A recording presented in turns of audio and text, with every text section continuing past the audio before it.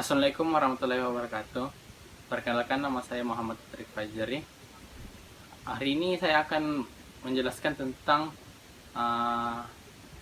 routing konsep dari mata kuliah rekayasa komputer jaringan dasar. Soalnya itu sebagai berikut. Proses meneruskan paket data di router disebut juga routing, di mana proses tersebut terjadi di lapisan network TCP IP. Data yang dikirim dari perangkat berupa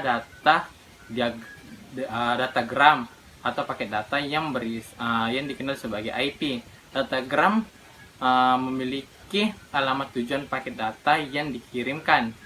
IP kemudian akan memeriksa alamat pada paket data yang kemudian disampaikan ke perangkat tujuan. Ada 3 mekanisme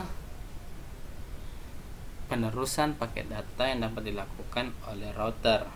Yang pertama itu proses switching, kedua phase switching,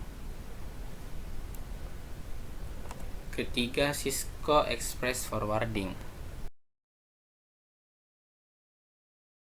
Router menggunakan tabel routing untuk menentukan jalur terbaik yang digunakan untuk meneruskan paket. Ketika router menerima paket, router itu memeriksa alamat tujuan paket dan menggunakan tabel routing untuk mencari jalur terbaik ke jaringan tersebut.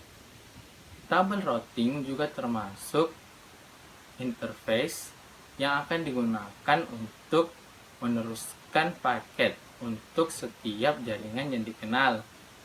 Ketika kecocokan ditemukan, router merangkum paket ke dalam frame data link dari interface luar atau exit, dan paket diteruskan menuju tujuan.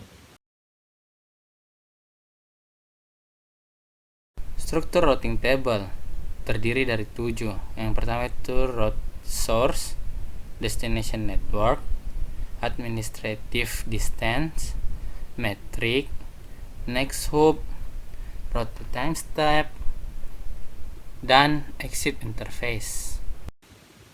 Pemilihan jalur routing didasarkan ada beberapa parameter, yaitu DST address dan distance pada tiap rule routingnya. Yang pertama itu router akan memilih rule routing dengan DST address yang paling spesifik. Kemudian router akan melihat nilai pada parameter distance di tiap rule routing. Semakin kecil distance, maka rule itu akan digunakan. Jika terdapat beberapa rule routing dengan DST address sama, spesifik, dan distance sama, maka router akan memilih dengan random atau round robin. Static routing adalah sebuah router yang memiliki tabel routing statik yang disetting secara manual oleh para administrator jaringan. Routing statik pengaturan routing paling sederhana yang dapat dilakukan pada jaringan komputer. Sedangkan dynamic routing adalah sebuah router yang memiliki dan membuat tabel router secara otomatis dengan menggunakan lalu lintas jaringan dan juga dengan saling berhubungan antar router lainnya. Protokol router mengatur router-router sehingga dapat berkomunikasi satu dengan yang lain dan saling memberikan informasinya, dan saling memberikan informasi routing juga yang dapat mengubah isi forwarding table tergantung keadaan jaringannya.